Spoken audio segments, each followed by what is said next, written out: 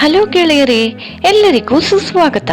ಈ ಶಾರ್ಟ್ಸಿನ ಮೂಲಕ ನನ್ನ ಹೃದಯಂಗಮವಾದ ಧನ್ಯವಾದಗಳನ್ನು ನಿಮಗೆ ತಿಳಿಸಲು ಬಯಸುತ್ತೇನೆ. ಒಬ್ಬ ಕ್ರಿಯೇಟರಿನ ಶಕ್ತಿ ಹಾಗೂ ಬೆನ್ನೆಲುಬು ವೀಕ್ಷಕರಾದ ನೀವೇ.